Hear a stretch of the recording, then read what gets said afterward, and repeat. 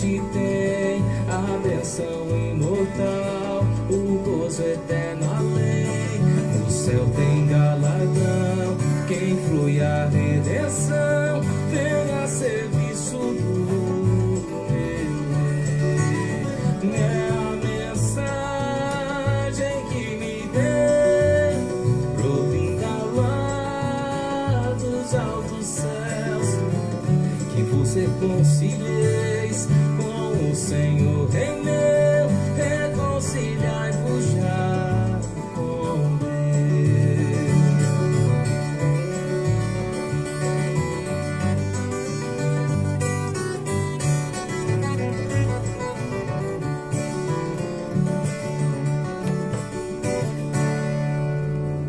Reconciliai-vos já. Essa é a ordem que nós recebemos. Reconciliai-vos já com Deus. Agora são 18 horas 24 minutos. É a hora da palavra de Deus em destaque. E assim, a fé vem pela pregação e a pregação pela palavra de Cristo. E hoje nós vamos ouvir a mensagem da palavra de Deus com o irmão Enerson. Amém. Glória a Deus. Ouvimos agora um hino, a mensagem real, e agora vamos ouvir uma mensagem de denúncia. Hoje, querido ouvinte, a mensagem é em Miqueias, profeta menor Miqueias, capítulo 6, do verso 1 ao verso 8. E assim diz a palavra do nosso Salvador. Ouvi agora o que diz o Senhor. Levanta-te, defende a tua causa perante os montes, e ouçam os outeiros a tua voz. Ouvi, montes, controvérsia do Senhor, e vós, duráveis fundamentos da terra, porque o Senhor tem controvérsia com o seu povo, e com Israel entrará em juízo. Povo meu, que te tenho feito, e com que te enfadei? Responde-me. Pois te fiz sair da terra do Egito, e da casa da servidão te remi. E enviei diante de ti Moisés, Arão e Miriam. Povo meu, lembra-te agora do que maquinou Balaque, rei de Moabe, e do que lhe respondeu Balaão, filho de Beor, e do que aconteceu desde Sitim até Gilgal, para que conheças os atos de justiça do Senhor. Com que me apresentarei ao Senhor e me inclinarei ante o Deus excelso? Virei perante ele com holocaustos, com bezerros de um ano?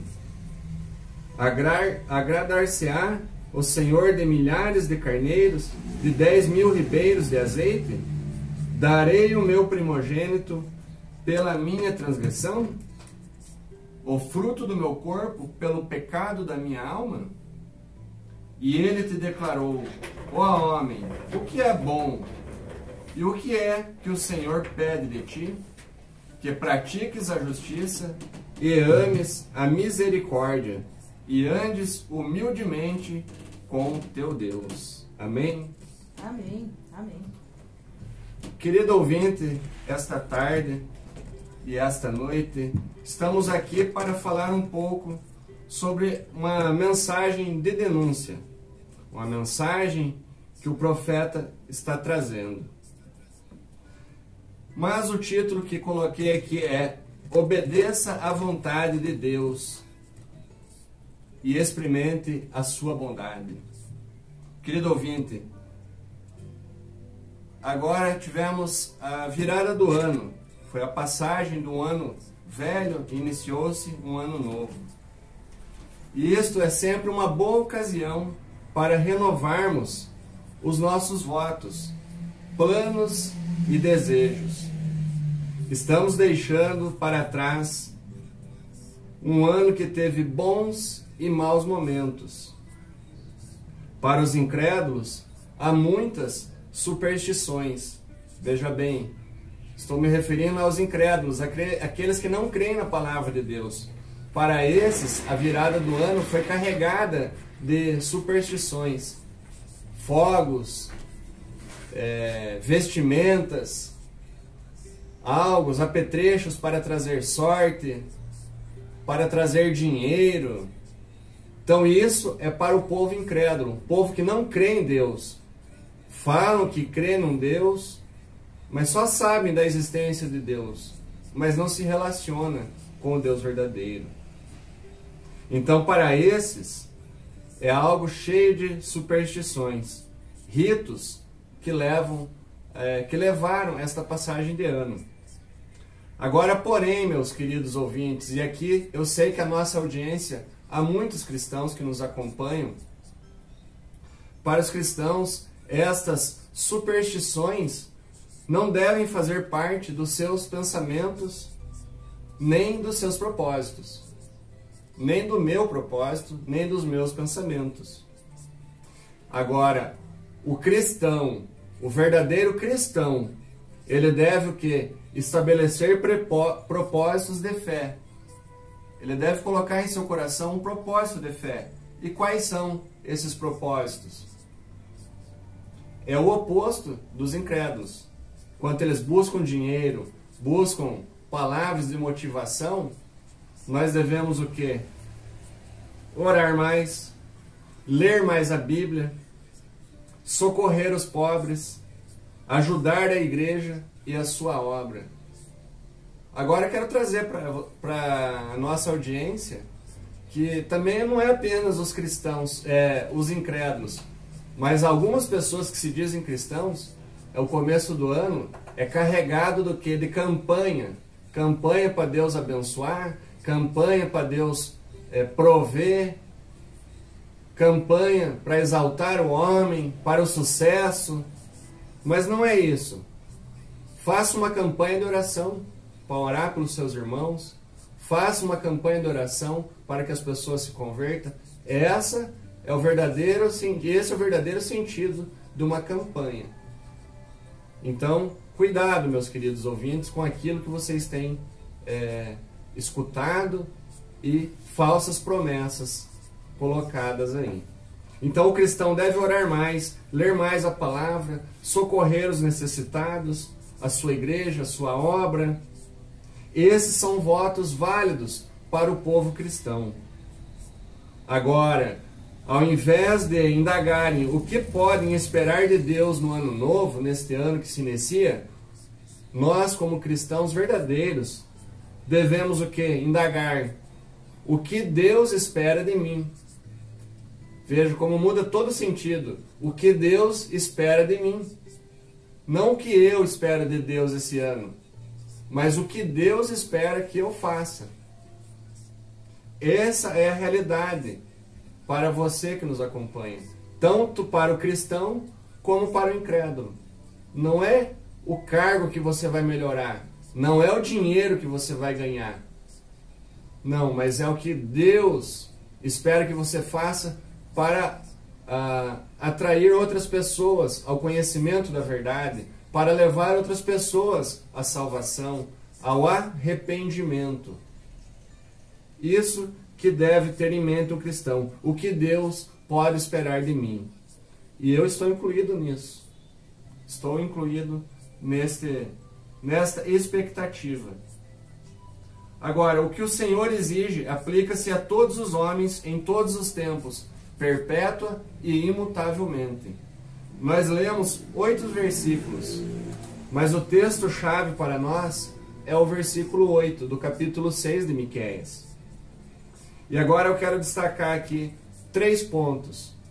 Se nós olharmos ali o primeiro ponto, e ele te declarou, ó homem, o que é bom e o que é que o Senhor pede de ti? Ó, Deus está pedindo que pratiques a justiça.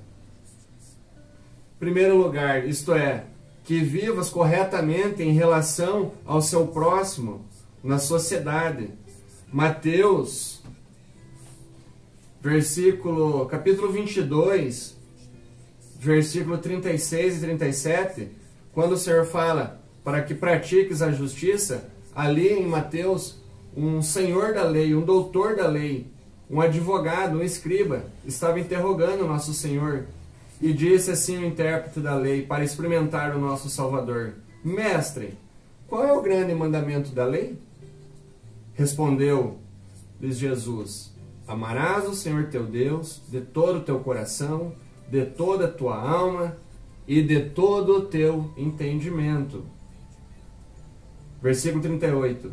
E este é o grande e primeiro mandamento. O segundo é semelhante a este, e é: amarás o teu próximo como a ti mesmo.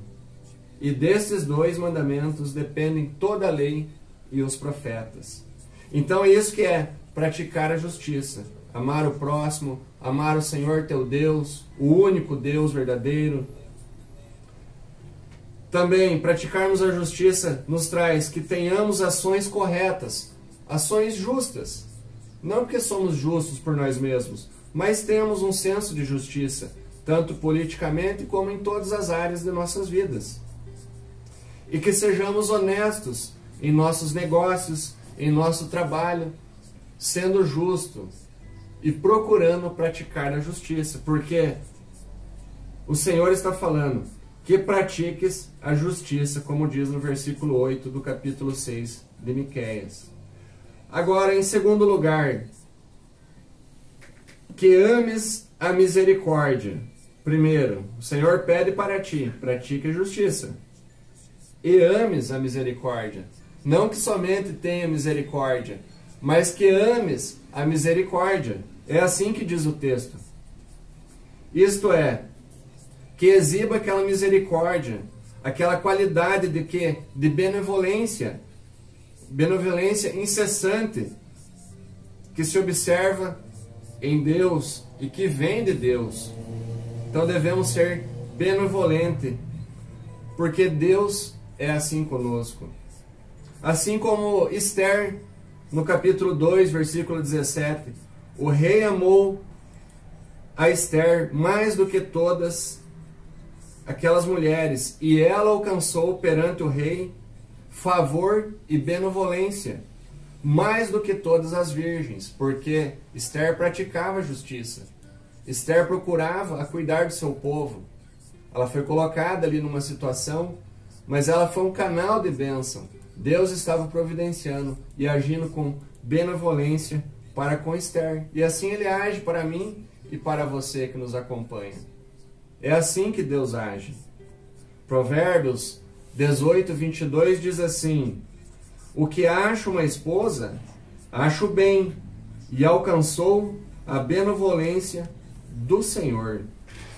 Então, veja bem, o Senhor, Ele não alcançou a sua própria benevolência, mas a benevolência do Senhor. Meu querido e amado ouvinte, Deus é um Deus benevolente, que nos ama e que não quer nossos sacrifícios, mas que aceitamos a Cristo como nosso justificador e nosso Senhor. Aqui, em todo esse contexto, o profeta está trazendo uma acusação. Ele começa ali: ouvi agora, diz o Senhor, o povo de Israel foi levado a um tribunal. Aí ele chama: levanta-te e defende a tua causa perante os montes. Ouçam os teus outeiros, ouça os montes, até os montes eram testemunha contra aquele povo. Então o Senhor não quer o nosso sacrifício. Não queira começar esse ano colocando sacrifício para esperar algo de Deus. Mas Deus quer que nós nos voltamos para Ele. Jesus, como a irmã Joelma leu aqui, pagou com um único sacrifício. Levou os nossos pecados. Em Oséias, capítulo 14, versículo 2, o Senhor diz que o Senhor quer arrependimento em vez de sacrifícios. Oséias, capítulo 6, versículo 6 também diz assim: pois misericórdia quero e não sacrifício, e o conhecimento de Deus mais do que holocaustos. Então não é algo que eu e você possa fazer, mas é o que Deus fez por nós. Assim em Hebreus também, capítulo 13, versículo 15, diz assim a palavra de Deus, que sacrifício de louvor, que é o fruto dos nossos lábios, fruto que confessam o seu nome. Os nossos lábios devem confessar a Jesus Cristo, devemos adorá-lo a Ele.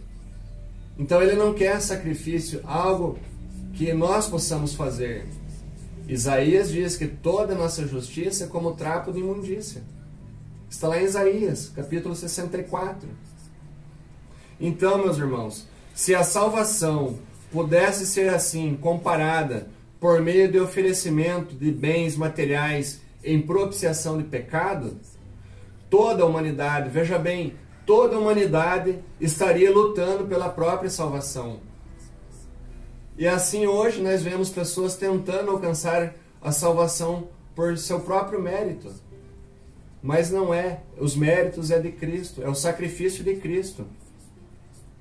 Então nós vemos que o Senhor fala: pratique a justiça e ame a misericórdia. Agora, e andes humildemente com o teu Deus. Isto é, que tenhas humildade e devoção para com Deus, através da fé. Esses sacrifícios, tais sacrifícios, quando você anda humildemente, são de atitudes corretas e de caráter honesto. Esses sim são aceitáveis perante o Senhor. Se nós olharmos para o evangelista João, capítulo 6, versículo 28 e 29, novamente o Senhor foi interrogado. Assim, capítulo 6, versículo 28 e 29 de João. Dirigiam-se, pois, a ele, perguntando: que faremos para realizar as obras de Deus? Respondeu-lhes Jesus: a obra de Deus é esta, que creais naquele que foi enviado. Então, Jesus é o enviado. Jesus que veio para se oferecer como propiciação, e não algo que nós nos colocamos a fazer. Então, aqui no contexto de Miqueias, quanto mais eles queriam se justificar na presença de Deus, mais eles traziam juízo sobre si. Eles dizem assim: com que me apresentarei ao Senhor e me inclinarei ante o Deus excelso? Virei perante com o holocausto? Com bezerros de um ano? Quer dizer que se fazer sacrifício e servir a Deus é errado? De maneira nenhuma. Eles estavam servindo a Deus, eles estavam cultuando a Deus, mas não com o coração sincero. Porque neste momento eles passaram o quê? A barganhar com Deus. Ora, se eu me apresentar ao Senhor com bezerros de um ano, o bezerro de um ano é errado no Antigo Testamento? Não. Era necessário ser um bezerro puro, sem doença, sem nada, para apresentar a Deus. Agradar-se ao Senhor de milhares de carneiros, de 10.000 ribeiros de azeite? O Senhor se agradaria, mas se fosse de coração. Darei o meu primogênito pela minha transgressão?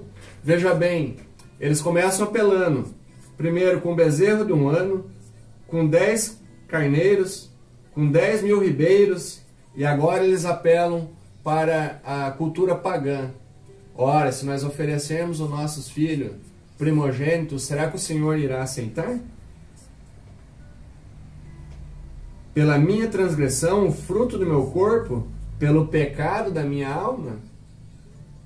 Aí o Senhor vem: não, eu declaro, homem, que o que é bom é que pratiques a justiça, que ame a misericórdia e andes humildemente. Se esse povo de Israel tivesse praticado a justiça, amando as misericórdias do Senhor e andando humildemente, o Senhor não questionaria eles. O Senhor está trazendo para esse povo a mente deles, a fidelidade deles e as infidelidades. O Senhor não espera uma resposta, mas o que o Senhor faz? O Senhor, em vez de aguardar a resposta desse povo, o Senhor aponta para quê? Para a sua orientação e a sua proteção, que é a benevolência em toda a sua história. O Senhor traz à mente desse povo que Ele livrou, e eu os livrei, este povo do Egito. O Senhor fala ali, e do que aconteceu desde Sitim até Gilgal. Sitim, quando eles saíram do Egito, foi o ponto de partida. Gilgal é o ponto de chegada, a terra de Canaã. Então o Senhor está trazendo toda essa história à memória daquele povo. Ele livrou esse povo do Egito. Ele deu grandes líderes para este povo. E ele os livrou da mão de Balaque e de Balaão. Você pode conferir lá em Números 22, versículo 24 em diante. Então, será que este povo não poderia ter aprendido com a experiência a justiça do Senhor? Que está no versículo 5. Para que conheça os atos de justiça do Senhor. Se você olhar lá para 1 Samuel, capítulo 12, versículo 7, você verá os atos de justiça de Deus para com este povo. Porque este povo começou a ficar inchado, a se apoiar nas suas riquezas. O Senhor fala: a voz do Senhor clama a cidade, e é verdadeira sabedoria temer o nome de Deus. Ouvi, ó tribos, aquele que cita. E se nós olharmos aqui para o versículo, capítulo 3 ainda de Miqueias, o Senhor está dizendo: disse eu, ouvi agora vós quem? Cabeças de Jacó, e vós, chefes da casa de Israel. Não é a vós outros que pertence o saber o juízo? Os que aborreceis o bem e amais o mal?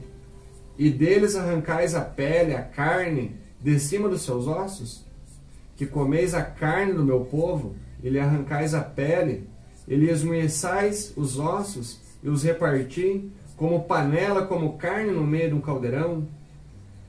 Aí versículo 4 diz: então chamarei ao Senhor, mas não os ouvirá. O povo vai chamar o Senhor, mas o Senhor não os ouvirá. Antes, esconderá deles a sua face naquele tempo, visto que eles fizeram mal nas suas obras. Então, meu querido ouvinte, devemos andar fazendo a vontade de Deus. O Senhor fala, é muito simples: pratique a justiça, ame a misericórdia, ande humildemente. Porque os caminhos dos homens podem ser tortos, mas na história humana, o Senhor, o Deus eterno, exibe sua fidelidade convencional em todos os seus caminhos retos para com todos os homens. Concluímos então que ao iniciarmos este ano, devemos andar praticando a justiça, amando a misericórdia e andando humildemente segundo a vontade de Deus. Esta é a conclusão desta mensagem. O homem de Deus imita o Senhor. A mulher de Deus imita o Senhor. Então, no tocante à ética, o homem é justo.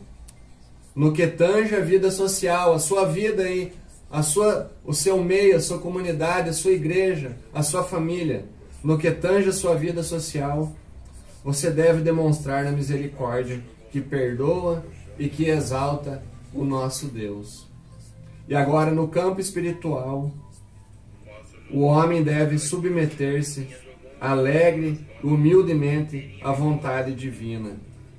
Como diz lá em Romanos, capítulo 12, versículo 2. Romanos 12, versículo 2 diz assim: e não vos conformei com este século, mas transformai-vos pela renovação da vossa mente, para que experimenteis qual seja boa e agradável e perfeita vontade de Deus. Ainda para encerrarmos aqui, irmãos, Colossenses capítulo 1, versículo 9, diz assim a palavra de Deus. Colossenses capítulo 1, verso 9 e 10, diz assim: por esta razão, também nós, desde o dia em que ouvimos, não cessamos de orar por vós e pedir que transbordeis de pleno conhecimento da sua vontade, em toda sabedoria e entendimento espiritual, a fim de viverdes de modo digno do Senhor, para o seu inteiro agrado, frutificando em toda boa obra e crescendo em pleno conhecimento de Deus. Então, faça a vontade de Deus. O homem de Deus imita ao Senhor. Amém? Que Deus abençoe e que a palavra de Deus esteja a trabalhar no meu e no seu coração neste novo ano que se inicia. Que nós não sejamos acusados assim como o profeta Miqueias veio trazendo a mensagem do Senhor, mas que vivamos de uma forma plena e procurando a sabedoria, o entendimento e a transformação que vem do nosso Deus. Amém?